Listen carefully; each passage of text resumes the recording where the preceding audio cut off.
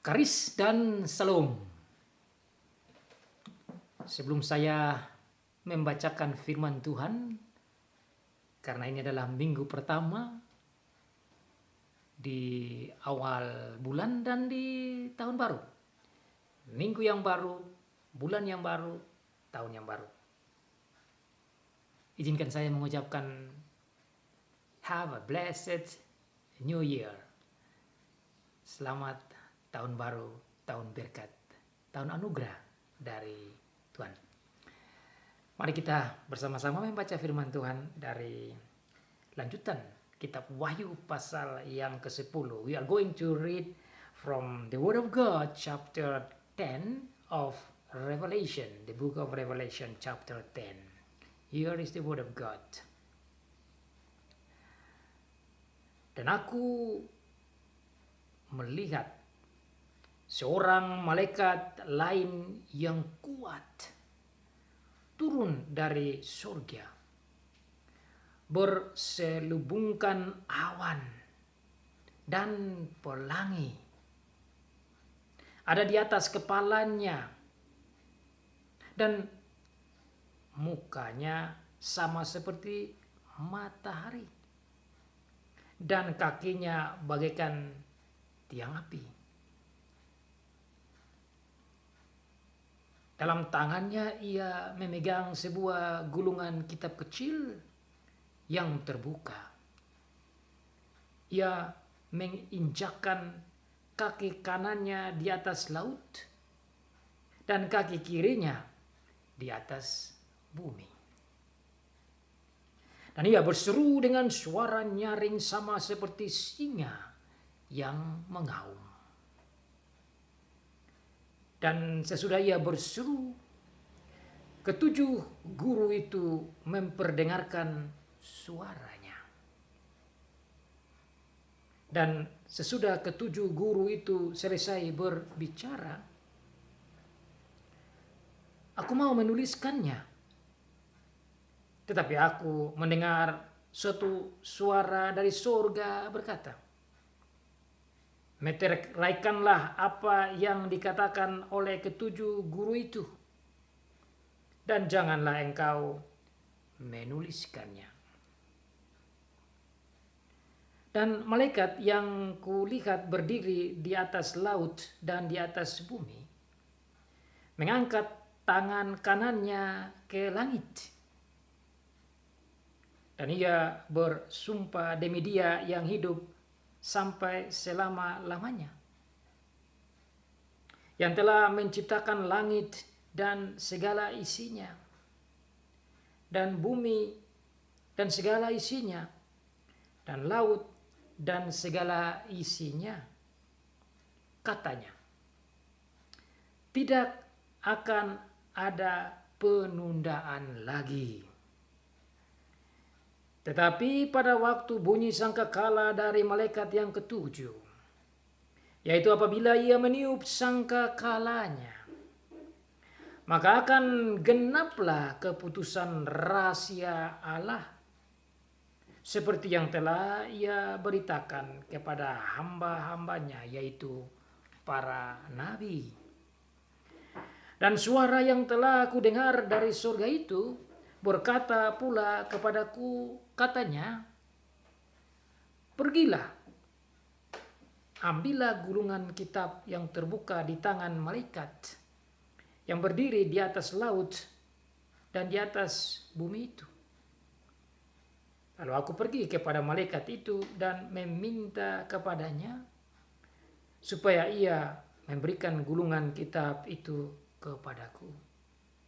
Katanya kepadaku, ambillah dan makanlah dia. Ia akan membuat perutmu terasa pahit, tetapi di dalam mulutmu ia akan terasa manis seperti madu.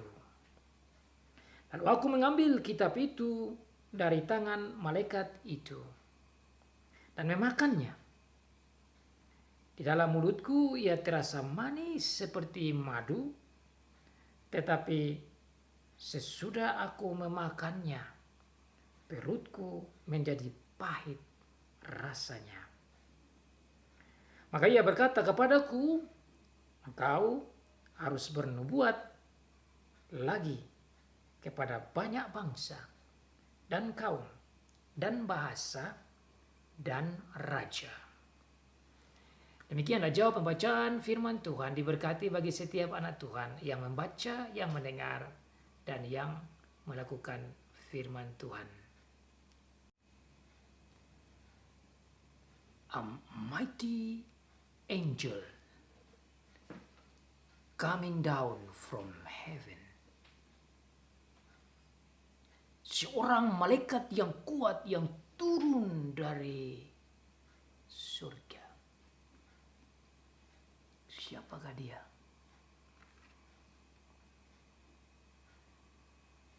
Minggu lalu saudara dan saya belajar dari Wahyu pasal 9. Di mana di situ kita belajar secara khusus tentang sangkakala yang kelima dan sangkakala yang keenam. Sangkakala yang kelima dan sangkakala keenam adalah bagian dari meterai yang ketujuh yang dibuka oleh Tuhan Yesus.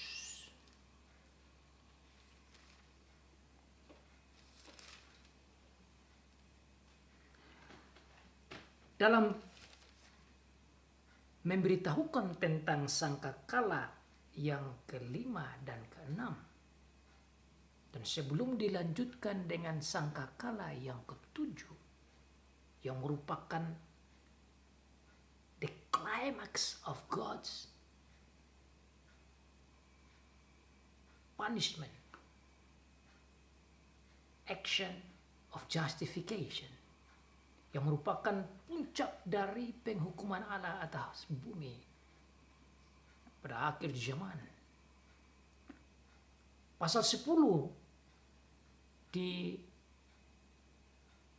diberikan oleh Rasul Yohanes kepada kita untuk memahami tentang rahasia Allah, tentang malaikat yang luar biasa kuat ini. Setelah itu baru dilanjutkan dengan sangkakala yang ketujuh, yang di dalamnya terdapat 7 cawan murka Allah. Siapakah malaikat yang kuat ini? Apakah ini malaikat biasa atau lambang bahasa tentang oknum yang lain selain malaikat? Hal ini bisa kita pahami dan simpulkan apabila kita mengumpul data yang diberikan oleh Rasul Yohanes sendiri tentang malaikat yang kuat ini. Mengapa saya ingin menggali tentang siapakah malaikat yang kuat ini? Karena di dalam pasal 10 ini berbicara panjang lebar tentang malaikat yang kuat ini, dan sekaligus juga berbicara tentang perintah-perintah dari malaikat yang kuat ini kepada Rasul Yohanes yang terdapat dalam ayat yang ke-9 sampai ayat yang ke-11. Sementara dalam ayat pertama sampai dengan ayat yang ke-5 bahkan sampai ke-6 juga berbicara tentang malaikat yang kuat ini. Ada beberapa ayat yang berbicara tentang guru, suara ke-7 guru, dan ada juga ayat yang berbicara tentang suara dari surga.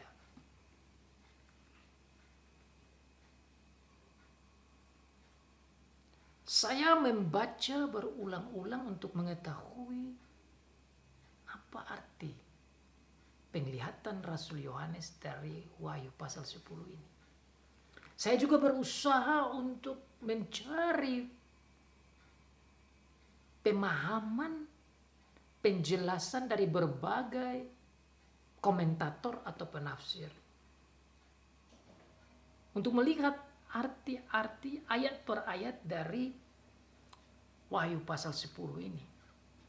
Sementara itu saya bergumul dengan Tuhan untuk mendapat kekuatan, pemahaman, penghiburan. Agar saya sendiri bisa memegang dan bisa membagi kepada saudara arti hiburan, kekuatan dari pasal 10. Tatkala saya menggali, membaca, dan berusaha memahami pasal 10 lewat berbagai sumber, saya pun menjadi bingung karena dari berbagai informasi masing-masing memberikan kesimpulan tersendiri. Dan dua kesimpulan penting yang muncul yaitu apakah malaikat yang kuat ini malaikat biasa atau Tuhan Yesus Kristus. Saya menyimpulkan bahwa malaikat yang kuat ini adalah Tuhan Yesus Kristus sendiri. Mengapa saya juga menyetujui bahwa ini adalah Tuhan Yesus sendiri?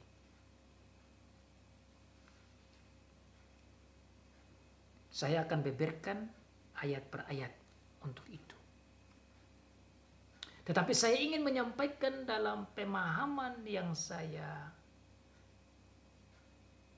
simpulkan bahwa kata-kata yang ada di sini, suara-suara yang ada di pasal 10 ini menunjukkan suara Allah sendiri. Menunjukkan suara-suara divine voices. Dan kita akan melihat ayat per ayat. Dan oleh karena itu pasal 10 ini sangat pivotal, sangat penting, sangat luar biasa. Karena Rasul Yohanes mendengar perintah demi perintah dari Tuhan sendiri, baik dari Tuhan Yesus dan dari Bapa, dan saya juga berpikir tentu dari Roh Kudus, yaitu Allah Tritunggal. Oleh karena itu saudara, dalam pasal 10 ayat 1 sampai ayat yang terakhir, saya mengambil kesimpulan bahwa ini adalah kalimat dan kata dan suara yang datang langsung dari Allah Tritunggal kepada Rasul Yohanes. Dan saya akan membuktikan satu persatu untuk kita lihat bagaimana pedulinya Tuhan kepada gereja agar supaya Rasul Yohanes bisa memahami, menerima, dan menulis bahkan menyampaikan kepada gereja sepanjang abad yang dikatakan dalam ayat yang terakhir. Ayat yang ke-11 sebagai perintah kepada Rasul Yohanes. Dan oleh karena itu demi sukacita dan demi penghiburan kekuatan rohani bagi saudara dan saya, khusus dari pasal 10, saya ingin melihatnya dari pasal yang ke-11, ayat yang ke-11 dari pasal 10, yang isinya begini. Maka ia berkata kepadaku, maksudnya ini adalah malaikat yang kuat, yang saya simpulkan adalah dari Tuhan Yesus sendiri. Ia berkata, engkau harus bernubuat lagi kepada banyak bangsa dan kaum dan bahasa dan raja. ayat ini menurut saya sangat penting. Kenapa? Karena dari ayat ini Tuhan Yesus mau memberikan perintah, arahan, suruhan kepada Rasul Yohanes agar supaya semua yang dia catat, semua yang dia lihat, semua yang dia dengar, dia harus sampaikan kepada umat, kepada bangsa-bangsa, kepada kaum, kepada bahasa, kepada raja-raja. Artinya dia harus sampaikan ini kepada semua lapisan manusia yang ada di bumi, dan secara khusus gereja.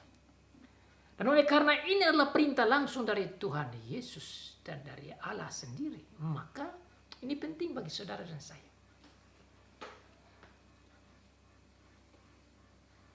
Ini adalah hiburan. Ini adalah kekuatan. Ini adalah bukti perhatian dari Allah Tritunggal. Dan oleh karena itu dalam pasal 10 Tuhan sendiri datang.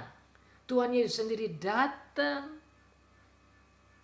dan bertemu dengan Rasul Yohanes untuk menyampaikan rahasia surgawi, perintah-perintah surgawi untuk dia sampaikan kepada gereja sepanjang abad. Dia yang memerintah Rasul Yohanes untuk menyampaikan firman kepada gereja sepanjang abad ini datang dengan ungkapan bagaikan seorang malaikat yang kuat yang turun dari surga. Mighty angel coming down from heaven. Dia adalah Tuhan Yesus Kristus. Kenapa? Saudara, mari kita lihat di dalam ayat-ayat firman Tuhan. Yang mana bukan malaikat biasa. Dan aku melihat seorang malaikat lain yang kuat turun dari surga, berselubungkan awan. Dan pelangi ada di atas kepalanya. Dan mukanya sama seperti matahari. Dan kakinya bagaikan tiang api.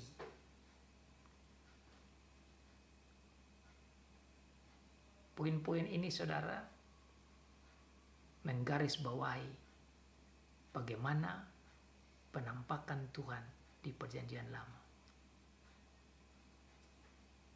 Tuhan Yesus naik ke surga berselubungkan awan. Kisah Para Rasul pasal yang pertama. Wahyu pasal yang pertama.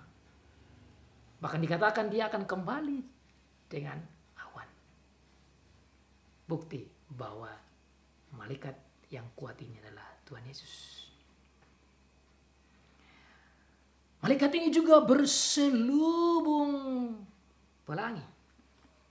Saudara ingat pelangi terdapat dalam Kejadian pasal yang ke-9 tatkala air bah surut dan Tuhan katakan dengan tanda busur pelangi ini dia tidak akan menghukum bumi dengan air bah lagi. Bukti kasih karunia Allah lewat pelangi. Saudara baca juga di dalam Wahyu pasal yang keempat tentang takhta Allah. Di sana ada pelangi. Lambang kehadiran Allah. Makanya saudara, malaikat yang kuat ini saya melihat sebagai Tuhan Yesus sendiri. Mukanya sama seperti matahari. Saudara masih ingat khotbah di dalam Wahyu pasal yang pertama, tatkala Tuhan Yesus datang dan menunjukkan dirinya kepada Rasul Yohanes. Dalam penglihatan Rasul Yohanes dikatakan bahwa wajahnya bersinar-sinar bagaikan matahari. Wahyu pasal 1 ayat yang ke-16. Malaikat tidak digambarkan seperti begitu. Tuhan Yesus menyatakan dirinya di mana wajahnya bersinar-sinar bagaikan matahari. Pasal 10 katakan mukanya sama seperti matahari. Kakinya bagaikan tiang api. Saudara ingat apa yang dikatakan di perjanjian lama? Tuhan Allah memimpin bangsa Israel keluar dari Mesir dengan tiang awan dan tiang api. Sekali lagi ada awan di sana dan ada api. Ini hanya merupakan gambaran kehadiran Allah, bukan ciptaan Allah. Tuhan Yesus juga menunjukkan dirinya kepada Rasul Yohanes, dikatakan bahwa kakinya itu bagaikan tembaga membara di dalam perapian. Ayat yang ke-15 Wahyu pasal 1. Sekali lagi menunjukkan bahwa ini adalah Tuhan Yesus, dan saya mengambil kesimpulan bahwa malaikat yang kuat ini adalah Tuhan Yesus karena poin-poin dalam ayat-ayat ini. Ayat yang kedua, dalam tangannya ia memegang sebuah gulungan kitab kecil yang terbuka. Saudara ingat dalam pasal yang kelima menjelaskan tentang hanya dia sajalah yang bisa memegang gulungan kitab dan bisa membuka meterai-meterai. All these signs of divine aspect,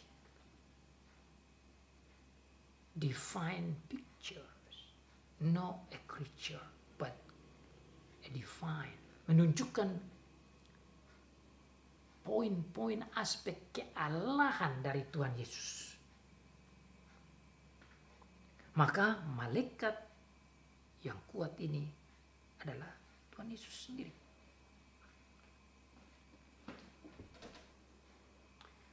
Ia menginjakkan kaki kanannya di atas laut dan kaki kirinya di atas bumi.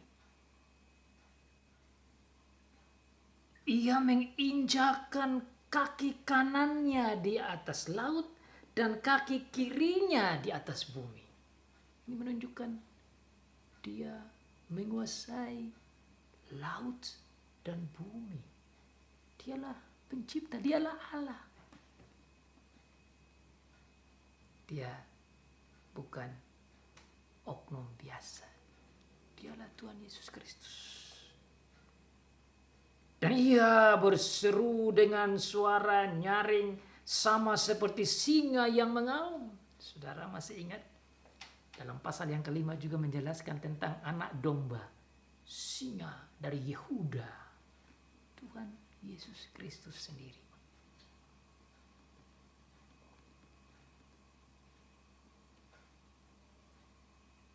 Dan sesudah ia berseru, ketujuh guru itu memperdengarkan suaranya.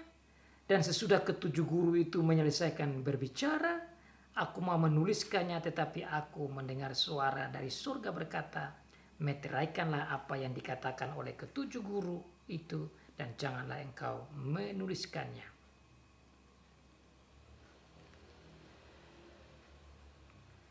Sebelum kita menggali akan ayat yang keempat berhubungan dengan guru, ketujuh guru dan suara dari surga, saya ingin meneruskan tentang malaikat yang kuat ini, dan itu terdapat dalam ayat yang kelima.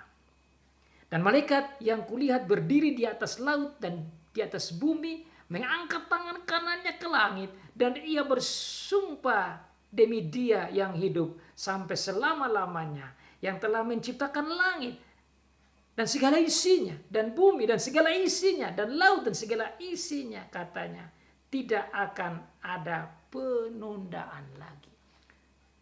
Malaikat yang kuat ini bersumpah. Saudara ingat Tuhan juga mengadakan sumpah dengan Abraham, dan saudara bisa baca di dalam Kejadian pasal yang ke-17, saudara bisa buka di Ulangan pasal 32, Ibrani pasal 13. Saya buka saja di Ibrani pasal 13 untuk melihat bahwa Tuhan itu juga membuat sumpah, tetapi Dia bersumpah demi dirinya sendiri. Mari kita lihat di Ibrani pasal 6 ayat yang ke-13, salah satu ayat yang bisa menolong kita memahami tentang sumpah dari Allah. Sebab ketika Allah memberikan janjinya kepada Abraham, ia bersumpah demi dirinya sendiri, karena tidak ada orang yang lebih tinggi daripadanya. Jadi saudara, Tuhan Yesus mengangkat sumpah ini demi dirinya sendiri, artinya Allah sendiri. Dan dia berkata dalam isi sumpahnya, tidak akan ada penundaan lagi.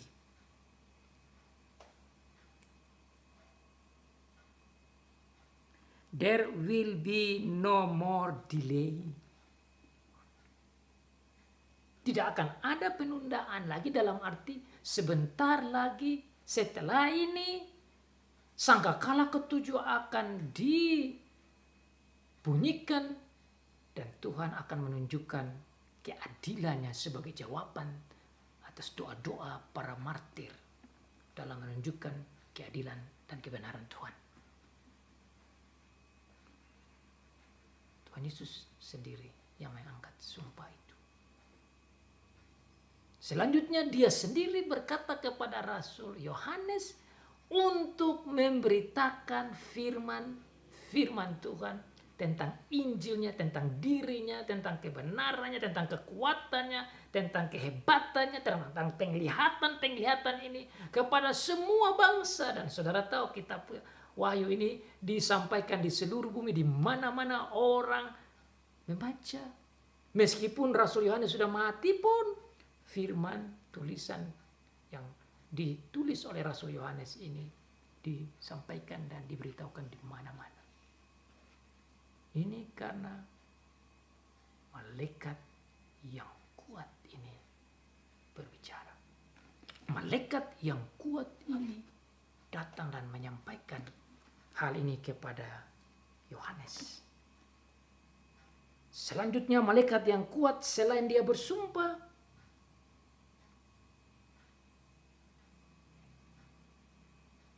dia juga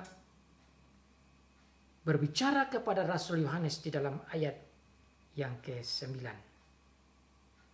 Lalu aku pergi kepada malaikat itu, maksudnya Tuhan Yesus, malaikat yang kuat, dan meminta kepadanya supaya ia memberikan gulungan kitab itu kepadaku. Saudara ingat, pertama dia yang memegang gulungan itu dan diperintahkan supaya dia pergi, Yohanes pergi dan mengambil gulungan kitab itu. Katanya kepadaku, ambillah dan makanlah dia, dan ia akan membuat perutmu merasa pahit, tetapi di dalam mulutmu ia akan terasa manis seperti madu. Jadi saudara, tatkala Yohanes melihat Tuhan Yesus yang dikatakan malaikat yang kuat, dia lihat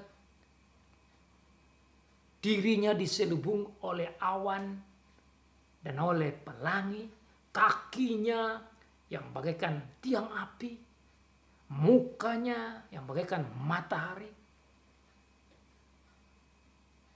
Dia yang menginjak laut dan bumi. Dia juga memegang kitab ini. Dan dia katakan kepada Rasul Yohanes, ambil dan makan.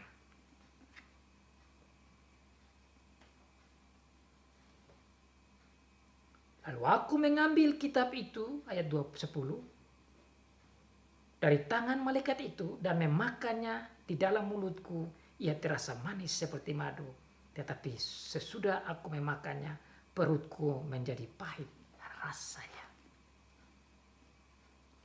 Jadi saudara boleh bayangkan Rasul Yohanes datang ke Tuhan Yesus, mengambil kitab itu, dan Tuhan Yesus menyuruh dia memakannya. Dan Tuhan Yesus katakan bahwa tatkala kamu makan akan terasa manis seperti madu, dan sampai ke perut akan terasa pahit. Kenapa kok kitab itu terasa manis dan pahit? Kitab, saudara, tidak lain adalah firman Tuhan. Dan saudara bisa lihat di dalam Mazmur, contohnya selalu Mazmur katakan firman Tuhan itu manis bagaikan madu. Saya mau baca satu ayat firman Tuhan supaya saudara bisa melihat bagaimana firman Tuhan itu manis. Mazmur pasal 19 ayat yang ke-11 bunyinya demikian. Lebih indah daripada emas, ini maksudnya firman Tuhan. Bahkan daripada banyak emas tua. Dan lebih manis daripada madu, bahkan daripada madu tetesan dari sarang lebah. Itulah firman Tuhan. Firman Tuhan digambarkan sebagai madu yang manis. Madu yang manis itu tatkala dimakan, tatkala diterima, betapa indahnya firman Tuhan, Injil Tuhan diterima oleh orang percaya dan dipercayai. Maka itu menjadi berkat bagi orang yang menerima Injil. Tetapi bagi orang yang tidak menerima Injil itu bisa menjadi pahit. Karena di dalamnya itu ada penghukuman. Di dalamnya itu ada keadilan. Maka saudara, ayat ini menunjukkan betapa dalamnya kasih Tuhan Yesus kepada gereja, untuk gereja selalu mendengar, menerima, dan percaya akan firman Tuhan supaya bisa menjadi madu. Dan kalau tidak percaya dan melawan itu menjadi pahit. Dan oleh karena itu madu ini, bahkan yang pahit ini harus disebarluaskan, harus disampaikan ke seluruh bumi, kepada bangsa dan kaum dan bahasa dan raja-raja dan semua lapisan penduduk bumi. Untuk mengetahui tentang rahasia Injil. Rahasia kehendak Allah yang dibicarakan di dalam ayat sebelumnya. Tetapi pada waktu bunyi sangkakala dari malaikat yang ketujuh, yaitu apabila ia meniup sangkakalanya, maka akan genaplah keputusan rahasia Allah. The mystery of the will of God will be accomplished. Akan digenapi. Seperti yang telah diberitakan kepada hamba-hambanya, yaitu para nabi. Jadi tatkala malaikat yang ketujuh meniupkan sangkakala yang terakhir, keputusan kehendak Allah itu akan digenapi. Semua isi firman digenapi. Dan semua orang akan melihat bagaimana Tuhan berkata dan Tuhan memenuhi, menggenapi firman itu. Injil yang disampaikan itu digenapi. Apa yang Tuhan janjikan itu digenapi. Apa yang Tuhan katakan itu digenapi. Dan saudara sebagai anggota gereja saudara, kita boleh bersyukur bahwa Tuhan menyampaikan hal ini kepada kita dengan lewat hamba-hambanya. Untuk kita mengetahui bagaimana Tuhan mengatur, menyampaikan hatinya dan firman-Nya dan beritanya dan kabar baiknya lewat Injil. Tentang keselamatan dalam Tuhan Yesus. Tentang janji-janjinya, tentang actionnya, tentang tindakannya. Tentang sikapnya, tentang keputusan dan kehendaknya, itu semua akan digenapi secara tuntas. Dan tidak ada penundaan. Itulah yang merupakan isi daripada sumpah yang disampaikan dalam ayat sebelum. Saudara, kenapa pasal ini disampaikan? Supaya kita lihat betapa berkuasanya Tuhan Yesus. Betapa dia memiliki kuasa di surga dan di bumi. Betapa hebatnya Tuhan Yesus. Betapa dalamnya perhatian Tuhan Yesus kepada gereja. Dan bersama dengan Tuhan Yesus juga Bapa memperhatikan gereja. Allah Bapa memperhatikan gereja. Dan di situ saudara bisa lihat dengan bahasa simbol yang kata 7 guru. Saya melihat suara ke-7 guru sebagai suara dari Allah. Dan suara yang lain yang tercatat di sini tentang perintah mengambil, saya melihat itu sebagai suara dari Roh Kudus. Jadi saudara, dalam pasal 10 ini saya menafsir dan menyimpulkan bahwa di dalamnya ada action dari Bapa, dari Anak, dan dari Roh Kudus. Allah Bapa berbicara, Roh Kudus berbicara, Tuhan Yesus berbicara. Dan tatkala Bapa berbicara bagaikan 7 guru, 7 guntur, itu dikatakan dia harus memeteraikan dan tidak boleh tulis.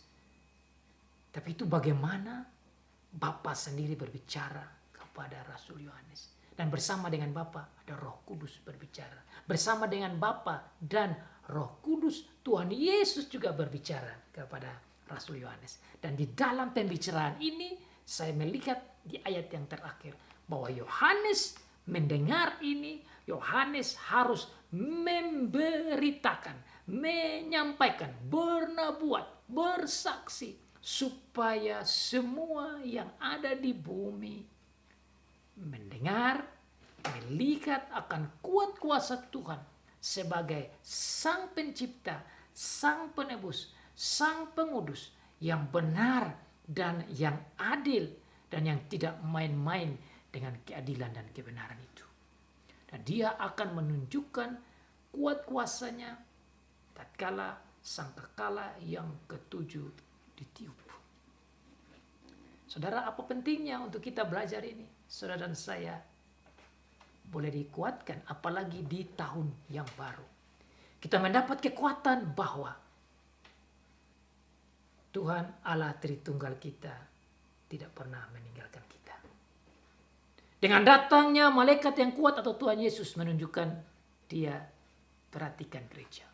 Dengan datangnya suara ketujuh guru menunjukkan dia perhatikan kita. Dengan datangnya suara dari surga mengatakan harus makan kitab itu dan disampaikan kepada dunia, menunjukkan betapa firman Tuhan yang disampaikan oleh Roh Kudus kepada hamba-hamba Tuhan, kepada nabi-nabi perjanjian lama bahkan perjanjian baru termasuk Yohanes harus menyampaikan.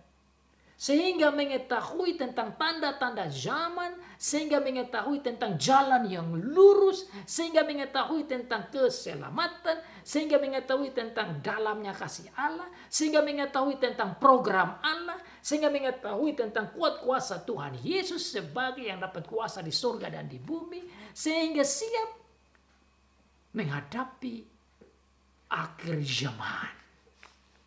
Sehingga tidak perlu takut, sehingga tidak perlu ragu, sehingga tidak perlu khawatir tatkala kita mengisi waktu-waktu di akhir zaman.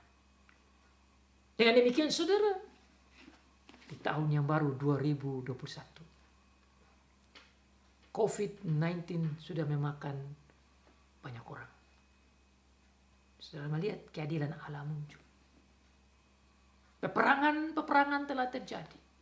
Virus-virus telah terjadi. Kelaparan telah terjadi. Semua sudah menunjukkan bukti-bukti akhir zaman kedatangan Tuhan Yesus yang kedua kali. Dengan dia datang lewat pasal yang ke-10. Dengan suaranya, dengan perintahnya. Saudara dan saya boleh rasa terhibur bahwa dia tidak meninggalkan kita. Dia sayang dengan kita. Mari kita tetap setia kepada dia. Mari kita mengisi tahun yang baru ini sebagai tahun anugerah, sebagai tahun berkat. Bersama dengan dia sebagai Allah Immanuel yang perkasa, yang luar biasa, yang maha kuasa, yang selalu ada di sebelah kanan kita. Berjalan bersama dengan dia, dengan firman-Nya yang bagaikan madu di mulut kita. Selamat tahun baru, selamat mengisi tahun yang baru. Selamat meneruskan kehidupan tahun baru penuh berkat ini. Bersama dengan Allah Tritunggal. Bapa, Anak, dan Roh Kudus. Sambil berdoa. Maranatha, datanglah Tuhan. Untuk kita menikmati rumah yang baru. Amin.